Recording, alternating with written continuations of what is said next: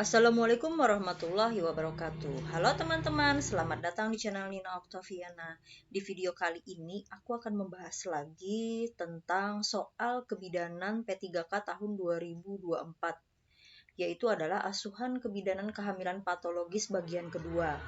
Oke, kalau begitu kita langsung saja ya pembahasan soal nomor 1.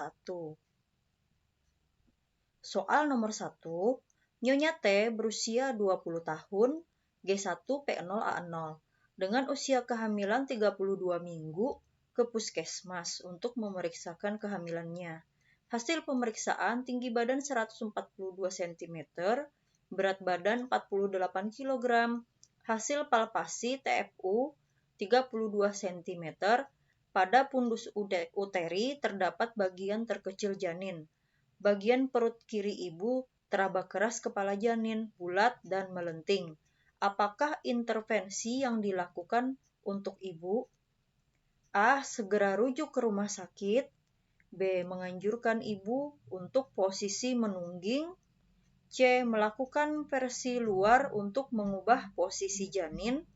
D. Merencanakan rujukan dini dan bersalin lengkap di rumah sakit. Dan yang E, menganjurkan ibu untuk mengurangi makanan yang manis. Nah, teman-teman, apa jawaban yang paling tepat untuk soal nomor 1 ini? Oke, kalau begitu kita bahas sama-sama ya jawabannya. Nah, teman-teman, dari kasus di atas, yaitu adalah merencanakan rujukan dini dan bersalin lengkap di rumah sakit. Karena dari hasil palpasi kemungkinan letak bayi ibu masih dalam keadaan melintang, yaitu dengan diketahuinya di sini pundus uteri teraba bagian terkecil janin, kemudian bagian perut kiri ibu teraba keras, kepala janin bulat dan melenting. Berarti ini posisi janinnya melintang ya teman-teman. Jadi jawabannya itu yang paling tepat adalah yang D ya teman-teman, merencanakan rujukan dini dan bersalin lengkap di rumah sakit. Jadi jawabannya adalah yang D.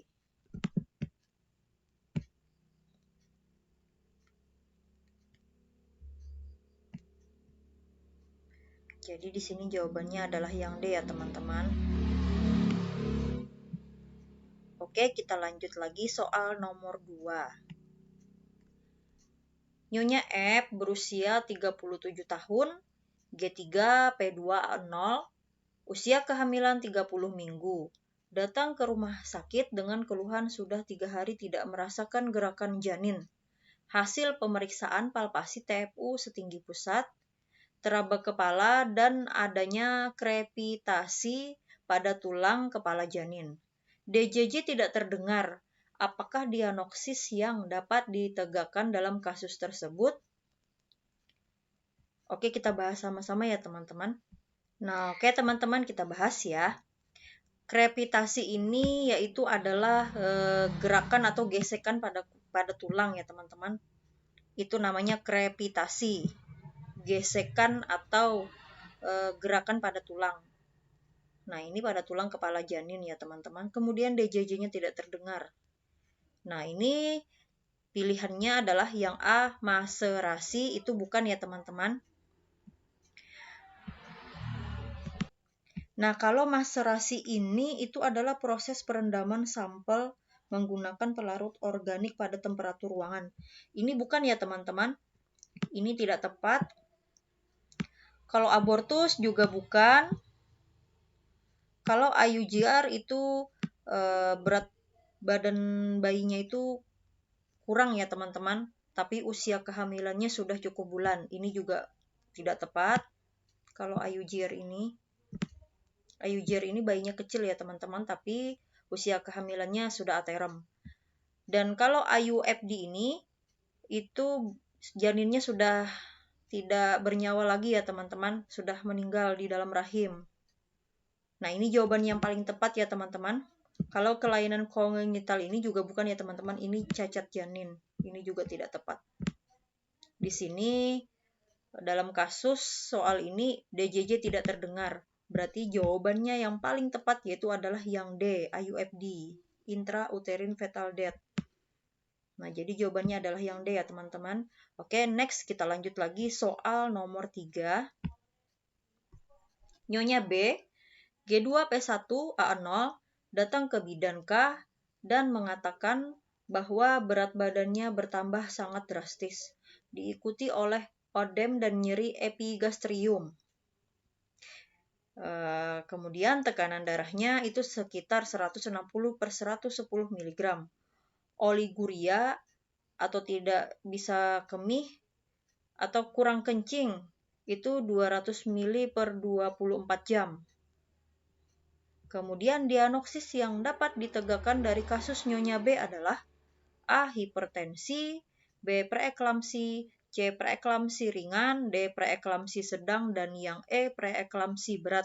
Nah, jadi jawabannya apa teman-teman yang paling tepat? Oke, kita bahas sama-sama ya. Nah, di sini jawabannya yang paling tepat yaitu adalah yang D ya teman-teman, preeklamsi berat. Kalau preeklamsi berat itu biasanya tekanan darahnya itu di atas atau 160/110.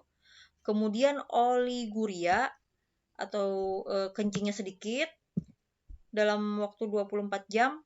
Nah, itu sudah dikatakan preeklamsi berat ya teman-teman. Kemudian diikuti adanya odem dan nyeri epigastrium. Nah, ini namanya sudah dikatakan preeklamsi berat ya teman-teman. Nah, kalau epigastrium ini itu adalah bagian regio abdomen yang terletak di bagian atas lambung. Ini adalah bagian dari lambung ya teman-teman, epigastrium. Nah, itu nyeri pada epigastrium. Oke, jadi jawabannya yang nomor 3 ini adalah yang E ya teman-teman. Oke, kita lanjut lagi soal nomor 4. Nyonya L, G1P0A0, usia kehamilan 28 minggu. Datang ke klinik dengan keluhan nafsu makan semakin berkurang, disertai kenaikan berat badan dalam waktu 7 bulan, hanya 3 kilo.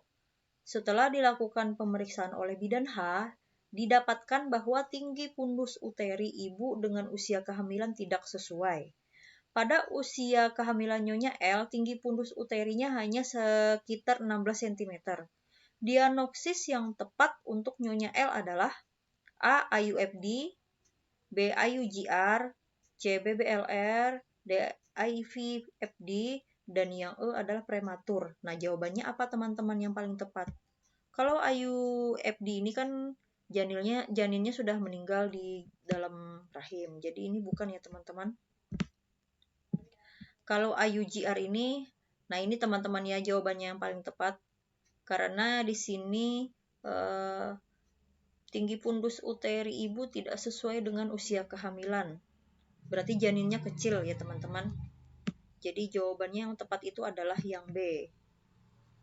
Kalau BBLR itu, ini juga tidak tepat ya teman-teman.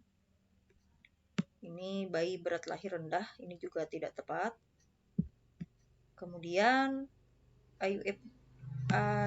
IFVD ini pemasangan impus ya teman-teman, ini juga tidak tepat. Dan prematur ini kelahiran kurang bulan, ini juga tidak tepat. Jadi jawabannya adalah yang B ya teman-teman, IUGR. Oke, kita lanjut lagi soal yang terakhir atau soal nomor 5. Nyonya H, G1P0A0, usia kehamilan 18 minggu, ke tempat bidan J dengan keluhan keluar darah yang banyak dari kemaluannya, disertai kontraksi. Setelah dilakukan pemeriksaan, didapatkan bahwa serviks terbuka dan bagian jaringan keluar.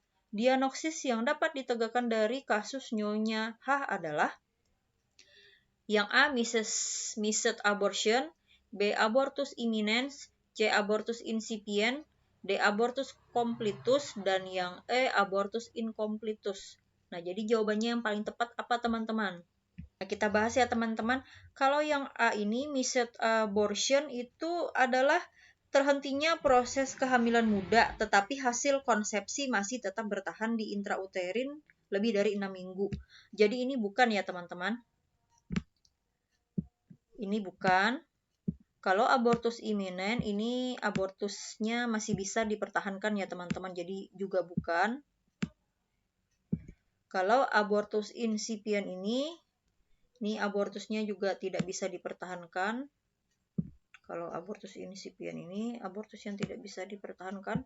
Lalu abortus completus ini kan katanya di sini disertai jaringan yang keluar dan cervix membuka, kemungkinan ya teman-teman masih ada sisa janinnya di dalam. Jadi kalau completus ini sisa janinnya sudah tidak ada lagi di dalam rahim. Jadi ini juga tidak tepat ya teman-teman.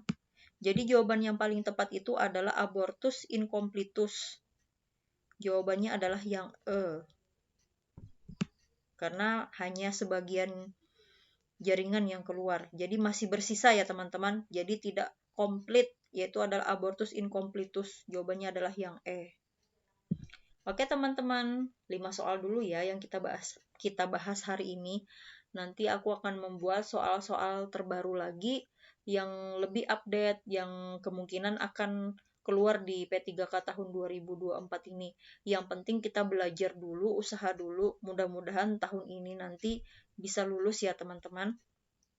Oke, kalau begitu sampai jumpa ya di video aku selanjutnya.